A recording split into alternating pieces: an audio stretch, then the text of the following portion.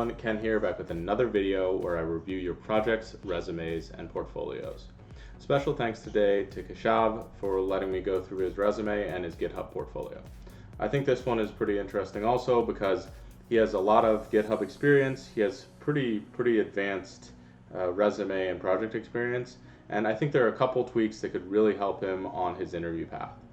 Again, Keshav is from India, I believe, and so my advice here is for a US audience of what you should do to put yourself in the best position to be successful for applying to jobs in the US. So I would take it with a grain of salt if you're applying outside of the US. Some of the paradigms might be just a little bit different. Still, I think a lot of how you talk about the projects, how you present information still holds true across many different cultures and many different places. So before I keep going, if you'd like your projects, resumes, or portfolios reviewed, please let me know in the comment section and also send me an email to keng.ds@gmail.com. That is pinned in the comment section as well if you're looking for another place to see that email address. So without further ado, let's take a look at Keshav's resume here. I've removed his email address and his address, things like that, but everything else is still relevant here. So let me just open this up in my window. And so the first thing I see is this kind of aspiring data science mission statement. I generally recommend against this. I think that you should be able to show the things that are relevant in your work and your experience. And that really isn't telling me that much that you're an aspiring data scientist. If you have projects in NLP, if you want to enhance your abilities, that should be clear in some of the experiences that you have. So again, you can show the NLP that you're interested in that through your projects, through your coursework, through some of the certifications that you've taken. The thing that I almost always recommend putting up first is your programming ability. So I would actually move this to the top. So when a recruiter is going through your profile, you want to make it as easy for them as possible to basically evaluate the things that they care about.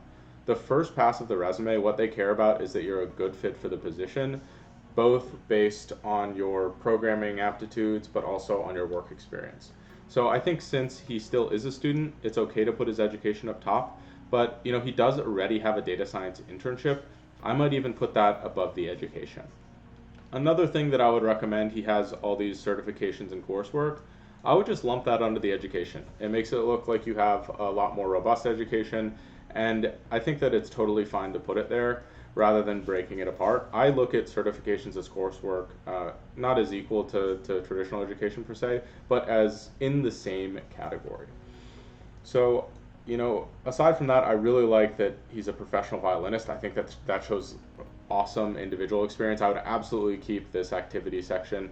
I don't personally know what an A1 degree in French is. I assume that means that in the French exam for fluency, he performed very well. So I also think that that's a very cool skill to have. So, just a quick rehash is I'd put the skills up top that he has. I'd consider removing this summary statement.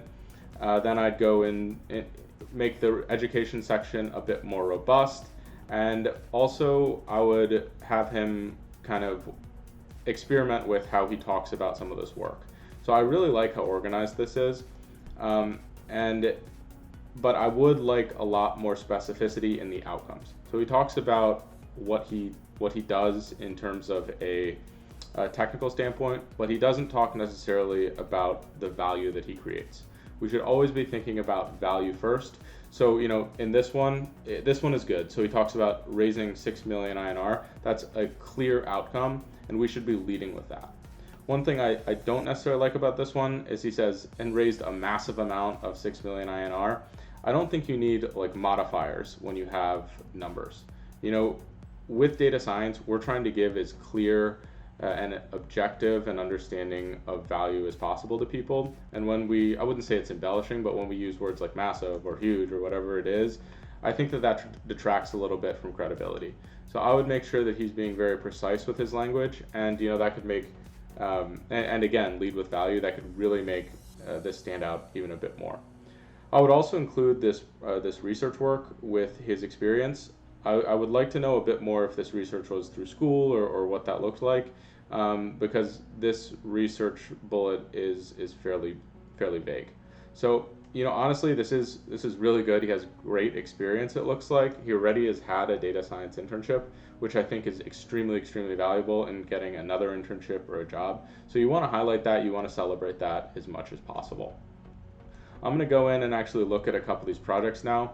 So I've looked at Keshav's GitHub, and there's a lot of repos. I think he has over 20 repos. So one thing that I might recommend as well, if he's in that situation, I think I talked a little bit about this in the video last week, is to put a link to the specific repo of each project in the bullets here.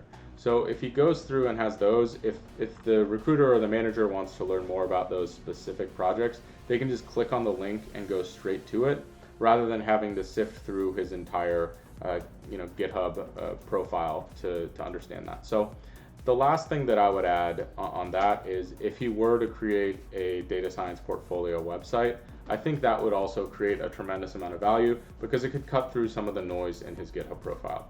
Again, I think it's great that he has a lot of action in his GitHub profile. He uses it quite a bit, but that's something that he might want to explore a little bit more to simplify things for his recruiters, etc.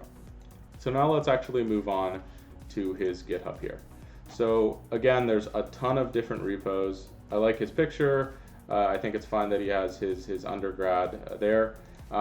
One thing that I think is really cool that I'd like to point out is how active he's been on GitHub. This is something, it's clear that he uses this quite a bit. He's passionate about it. He has a good number of followers and a decent following.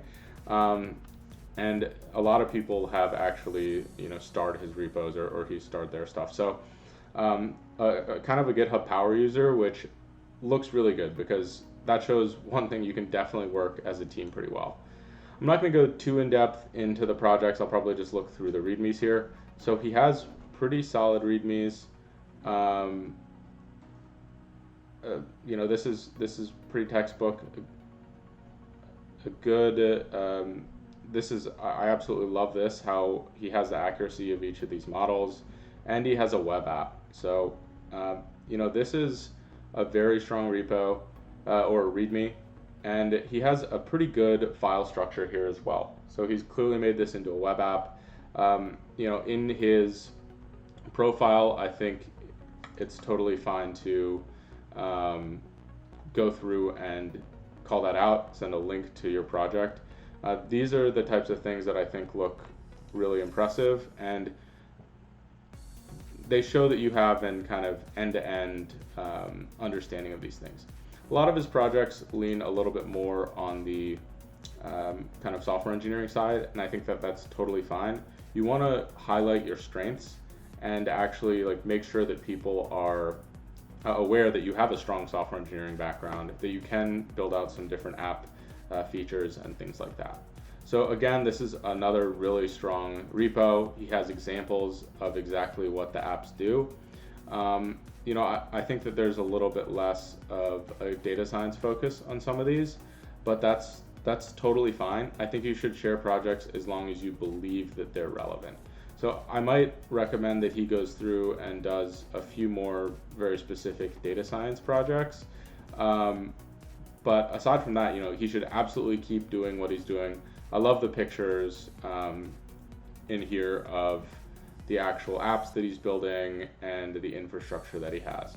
So again, he does have a data science internship. He should probably show that he can leverage those skills just a little bit more.